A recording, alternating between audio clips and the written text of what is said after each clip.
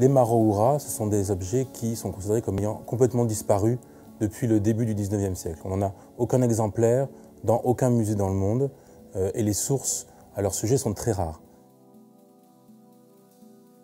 Maroura, c'est une ceinture d'investiture pour les grands chefs Arirahi de Tahiti et des îles de la Société. C'était un objet déjà à l'époque qui était extrêmement rare. On considère qu'il n'y avait que quelques exemplaires de ces ceintures sur l'île de Raiatea, sur l'île de Tahiti, qui sont des ceintures qui étaient entièrement couvertes de plumes.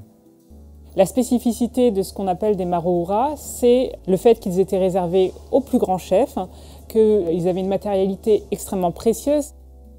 Ce qui nous fait penser qu'on est ici en présence d'un fragment de maroura, c'est vraiment la matérialité de cette pièce textile qu'on a là, qui est composée d'une millier de petites plumes dont il ne reste aujourd'hui pas grand-chose, mais qui sont bien présentes par leur rachis, qui, dans la façon dont elles sont attachées, correspondent exactement aux descriptions historiques qu'on a de ces maroura et de leur fabrication.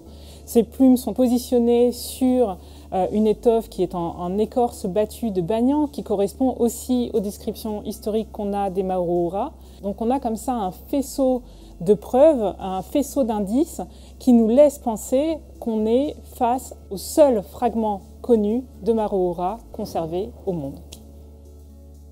L'exposition est composée de 3 parties. On a fait une première partie, on a voulu reproduire sur un grand panneau d'enquête comment on avait pu trouver les différents indices qui nous permettaient d'amener cette théorie d'une identification de ce fragment comme étant un maroura. Quand je suis arrivé au musée du Quai Branly, je me suis intéressé aux objets qu'il y avait dans les collections et celui-ci m'a intrigué parce qu'il était considéré à ce moment-là comme une enveloppe du tau.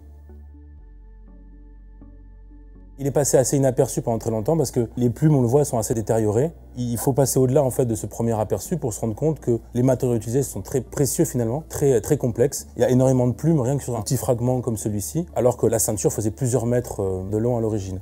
Pour l'exposition, on a voulu que ces ceintures apparaissent comme elles pouvaient être à l'époque, en reconstituant le regard qu'on pouvait avoir dessus. C'est pour ça qu'on a le croquis du capitaine Bligh qui a été mis à la taille réelle. Et également, c'est pour ça qu'on a des objets de chefs, des marquises ou de Hawaï, comme la cape de plumes, pour essayer de montrer à quoi pouvaient ressembler les maroura à l'époque.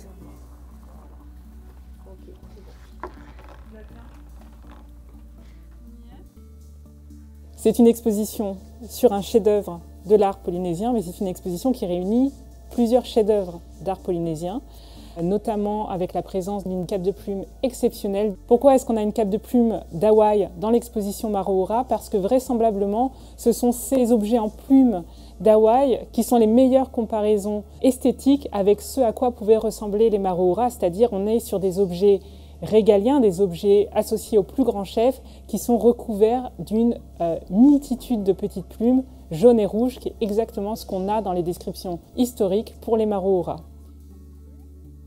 Alors parmi les pièces exceptionnelles qui sont présentées dans cette exposition, il y a aussi deux costumes de danse contemporains qui nous sont prêtés par le musée de Tahiti et des îles, qui est co-commissaire de l'exposition, avec notamment l'utilisation de la couleur rouge pour symboliser le sacré.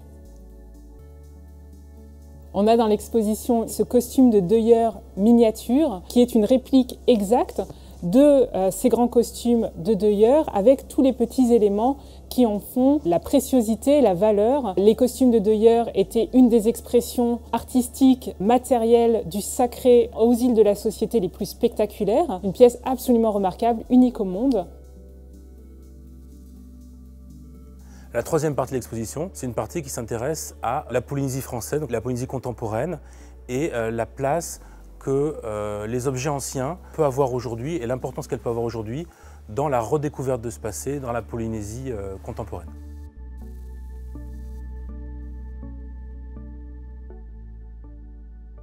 Même si ces ceintures avaient complètement disparu de l'environnement polynésien, elles restaient néanmoins très présentes. Pour preuve, par exemple, il y a un groupe de musique actuel qui s'appelle Maroura. Chaque année au Heiva, donc c'est la grande réunion culturelle polynésienne, des spectacles sont consacrés au Maroura. Donc même sans l'avoir vu, cette pièce, ce symbole du pouvoir et du sacré restait vraiment très présent chez les Polynésiens. Lorsque donc Guillaume Alévèque a identifié ce fragment comme étant un morceau du Marouhoura, tout de suite le musée Tahiti des îles a pris contact avec le musée du Quai Branly pour que cette pièce puisse revenir en fait en Polynésie pour l'ouverture de notre salle d'exposition permanente.